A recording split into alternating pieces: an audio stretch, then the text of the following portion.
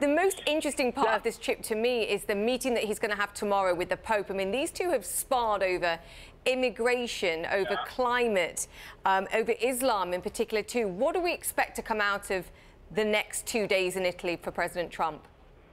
Well, Julia, we just landed outside of Rome. We're literally sitting on a bus on the runway waiting to go to Rome, where President Trump will have a series of meetings both in the city as well as in Vatican City, where he will meet, as you said, with Pope Francis. These two have a storied history, putting it mildly, particularly during the what was known as Summer of Trump in summer of 2015. Now, this, of course, was when then candidate Donald Trump first arrived onto the political scene, taking it by storm about his tough stance on immigration, saying that he would, for the first time, saying publicly, quote unquote, build a wall.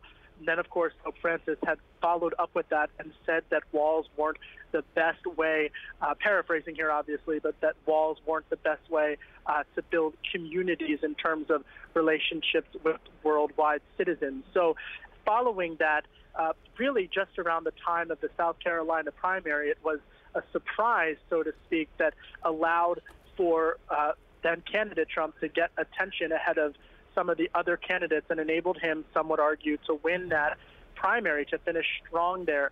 So when they're heading into this, it's going to be all about immigration, but they also are going to seek to find common ground, in particular for how to defeat extremism in the Islamic community, as well as some extremism within the Christian faith. So also a busy day. This, of course, is the conclusion of the religious portion of his trip, Julia, but then he will have meetings with Italian leaders, including Paolo Gentiloni, on bilateral trade agreements.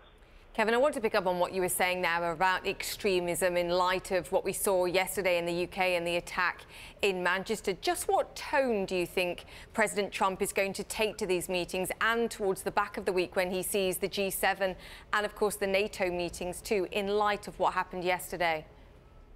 Julia, it is so important to talk about that tone. You know, I was told earlier today when we were still on the ground in Jerusalem by White House officials that the president was being briefed on the attack in Manchester, that horrific tragedy. And then, of course, we heard from the president when he made his public remarks, then speaking in Bethlehem, where he said he called the perpetrators of the attack, quote unquote, evil losers, total losers who must be, quote unquote, obliterated. So this was the first unscripted moment, so to speak, drawn by global events.